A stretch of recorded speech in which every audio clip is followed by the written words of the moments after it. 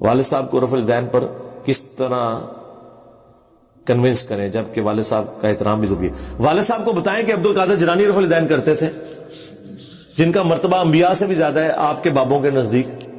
ہاں وہ میاں محمد بخش کے کلام کے اندر لکھا ہوا ہے سیف الملوک میں کہ نبیاں تے جدوں اوکھت آئی تے روح میراں دا پہنچا. ہاں وہ کہتے ہیں نبیوں پہ جب مشکل وقت آتا تھا تو عبد القادر جیلانی کی روح وہاں پہنچتی تھی مدد کے لیے. ہاں جی یہ سیف الملوک میں لکھا ہوا ہے.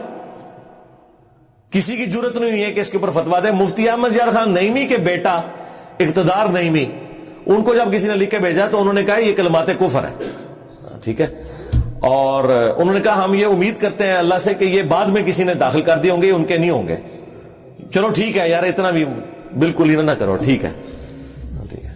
لیکن وہ تو اس نے کہا ہے، باقی تو وہ پڑھتے ہیں، مانتے ہیں ان کا کلام ہے.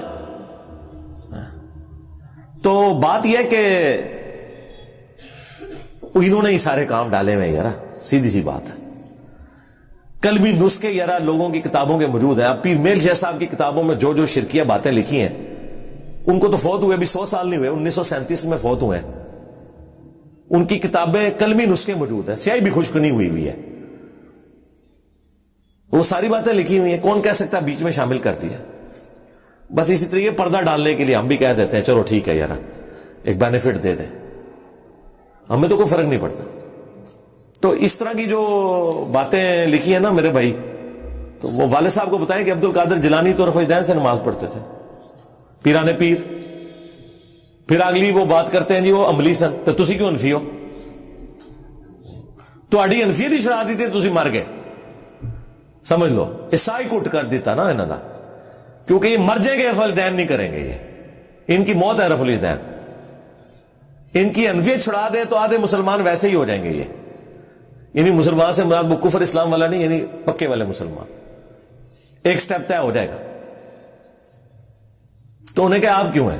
پیرانے پیر کو زیادہ نماز کا پتہ تھا یا آپ کو پتہ ہے؟ اور جس پیر کی نماز ہی صحیح نہیں ہے وہ پیرانے پیر کدھر سے ہو گیا؟ اور آخری بات جو پھکی والی ہے کہ یہ تو کہتے ہیں بزرگوں کو علم غیب ہے، عبد القادر جیلانی کو علم غیب تے چھڑ دو، انہوں یہی نہیں سی پتا کہ نماز کا طریقہ کیا ہے نبی علیہ السلام نے. جنہوں نماز ہی نہیں پتا انہوں علم غیب کتوں ہونا ہے؟ اور اگر ان کو علم غیب آپ کے بقول تھا تو پھر علم غیب سے ہی انہیں پتا چلا ہے کہ رفع الیدین سے ہی نماز پڑھنی ہے. ہمیں تو خیر علم ظاہر سے بھی پتا چل گیا، بخاری مسلم سے. آپ کو علم غیب سے بھی پتا چل گیا. شیخ عبد القادر جیلانی کی آپ کی ڈاکٹری میں بات کروں، ہمیں تو رتی برابر کوئی انٹرسٹ نہیں ہے، نہ عبد القادر جیلانی میں، نہ غزالی میں، نہ شافعی میں، نہ احمد بن حنبل میں، نہ مالک میں، نہ ابو حنیفہ میں رحمہم اللہ اجمعین ورضی اللہ عنہم اجمعین وعلیہم السلام اجمعین. ان کے قدموں کی خاک ہماری آنکھوں کا سرما، ان کی جوتیاں ہمارے سروں کا تاج. لیکن بس اتنے، اس کے بعد ہم اور وہ برابر ہیں امتی ہونے میں. ہاں امام وہ ہے جس کی قبر مدینے میں صلی اللہ علیہ وآلہ وسلم. تو میں نے اگلے دن بھی لائیو سیشن میں کہا کہ یہ ہم آپ کی وجہ سے اس چیز کو ڈسکس کرتے ہیں کہ جی امام شافعی کا یہ موقف ہے، فلاں کا یہ موقف ہے. ہمیں کوئی انٹرسٹ نہیں ہے.